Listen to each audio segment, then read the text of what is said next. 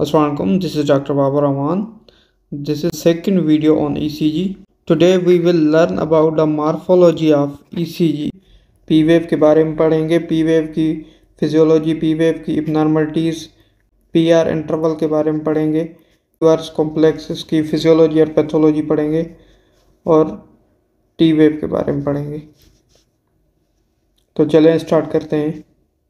सबसे पहले तो आप लोगों को ये QRS कॉम्प्लेक्स इसका पता होना चाहिए कि QRS कॉम्प्लेक्स नॉर्मल किस लीड में किस तरह दिखाई देते हैं। ये देखें, लीड 1 में ये इस तरह होता है, 2 में 3 में AVR में ये डाउनवर्ड होता है और AVL में ये अपवर्ड होता है, AVF V1 V2 V6 तक। अब सबसे पहले हम बात करते हैं P वेव के बारे में। ये आप लोग क्लियरली देख सकते हैं, this is a P wave. This is the first positive reflection in ECG। ये जो P वेव है ये फर्स्ट पॉजिटिव रिफ्लेक्शन होती है। Basically P wave shows atrial depolarisation. ये एट्रियल डीपोलराइजेशन क्या होता है? एट्रिया मीन्स के हार्ट के जो ऊपर वाले चेम्बर्स होते हैं उनको एट्रिया कहते हैं, और डीपोलराइजेशन का मतलब हुआ कि स्प्रेड ऑफ इम्पल्स। जब ये P वेव फॉर्म होती है ECG में तो इसका मतलब कि ऐसे नोड से इम्पल्स जनरेट हुई और एट्रिया में स्प्रेड हुई। तो ये जब एट्रिया में स्प्रेड होगी तो ये P वेव फॉर्म होगी ECG में। अब ये जो P वेव है इसके बेसिकली दो पोर्शंस होते हैं। ये जो फर्स्ट पोर्शन है इसे कहते हैं हम proximal part of P wave, it shows right atria, और ये जो है ये जाहिर करता है लेफ्ट एट्रिया। अब ये जो आप लोग P वेव देख रहे हैं इसकी विड्थ है जो, it should be between 1 mm to 2.5 mm।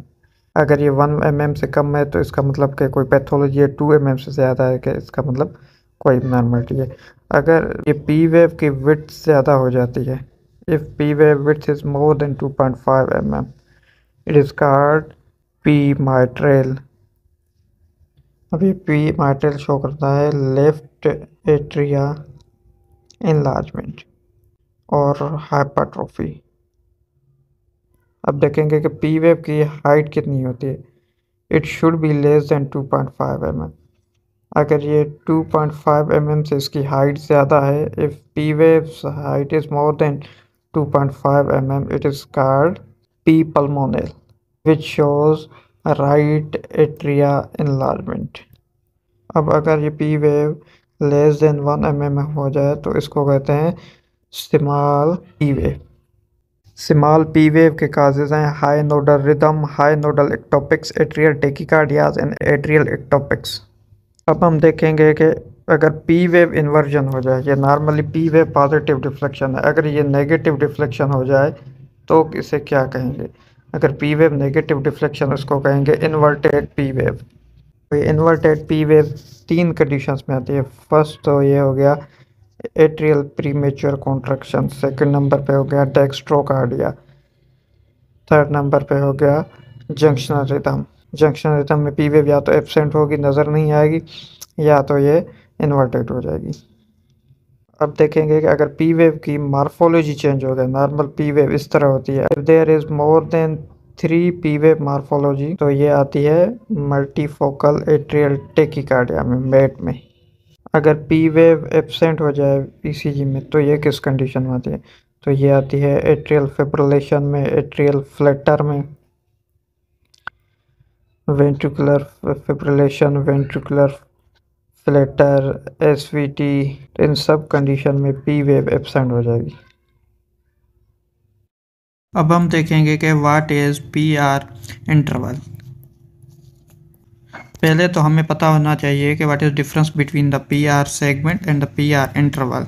अब ये जो PR इंटरवल होता है ये शुरू होता है onset of the P wave and onset of the Q wave. This segment is called PR interval. ये PR इंटरवल शो करता है time between the SA node to the AV node. अब देखेंगे कि PR सेगमेंट क्या होता है। Basically PR segment इसे कहते हैं कि end of the P wave and the beginning of the Q wave. This is called PR segment, इसे PR सेगमेंट कहेंगे। अब हम पढ़ेंगे PR इंटरवल की पैथोलॉजीज।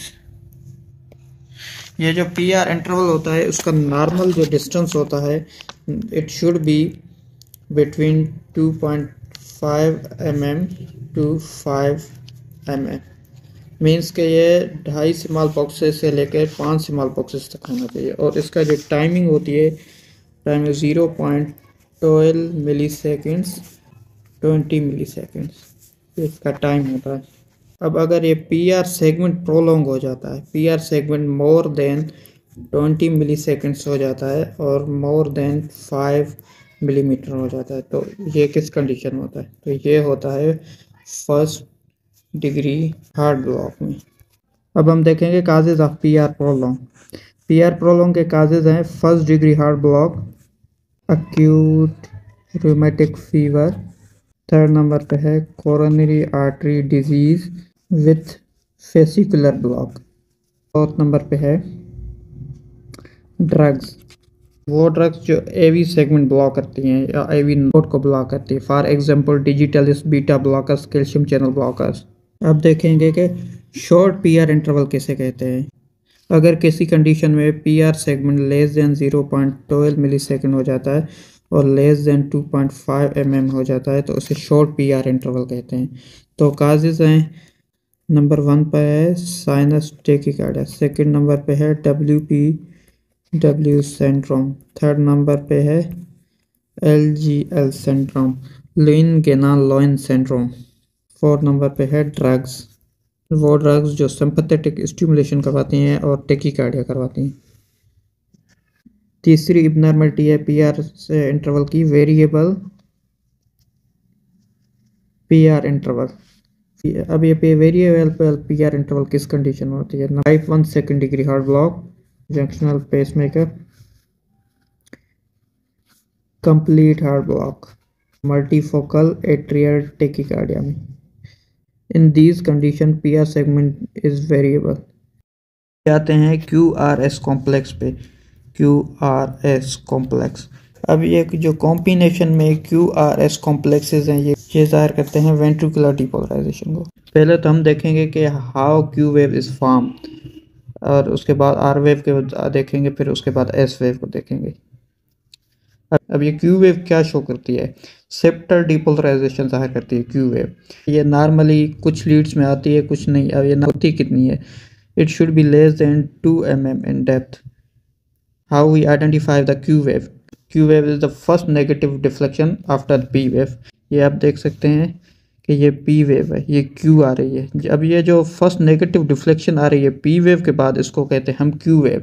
तो एक ECG में एक ही Q wave होती है, तो ये फर्स्ट नेगेटिव डिफ्लेक्शन। और ये देख सकते हैं आप, ये 1 mm की है, ये 1 to 2 mm की नॉर्मल डेप्थ होती है इसकी Q wave की।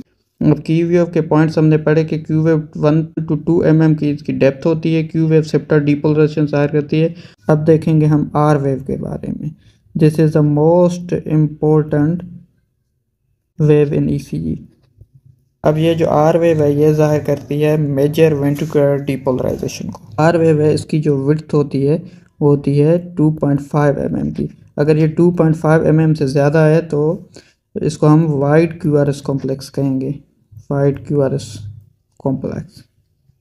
अगर ये 2.5 mm से कम होगी तो इसको narrow Q R S complex कहेंगे। अब हम देखेंगे what are the causes of wide Q R S complexes. Number 1 पे आता है LBB, left bundle branch block. आगे जाकर हम डिटेल में पढ़ेंगे एक एक को, लेफ्ट बंडल ब्रांच ब्लॉक क्या है। और सेकंड नंबर पे है right bundle branch block. Third number पे है वाइड कॉम्प्लेक्स टेकीरिथमियास। अभी आगे जाके हम डिटेल में पढ़ेंगे कि LBB क्या होता है, RBB क्या होता है, वाइड कॉम्प्लेक्सेस। ये अलग अलग टॉपिक्स हैं। अगर ये एक वीडियो में बताना मैं शुरू करूँगा तो वीडियो बहुत लंबी हो जाएगी, तो हम ये एक एक को अलग अलग डिस्कस करेंगे कि लेफ्ट बंडल ब्रांच क्या है, वाइड कॉम्प्लेक्स टेकीकार्डिया क्या है। अब हम लास्ट में डिस्कस करेंगे टी वेव को। This is a T wave. अब ये टी वेव की जो विड्थ होती है, it should be less than 2.5 mm and its height is 3 to 5 mm. If T wave's height is more than 5 mm, it is called tar T wave. अगर T wave की ये height ज़्यादा हो जाए तो इसको हम tar T wave कहेंगे। So causes of tar T wave is causes of tar T wave is So causes of tall T wave is acute MI, raised potassium level, hyperkalemia and posterior wall myocardial infarction. अब अगर T wave inversion हो जाए तो ये किस condition में हो जाती है? Causes are decrease potassium level, hypokalemia, hypothyroidism. Third one is pericardial effusion. So that's all for today.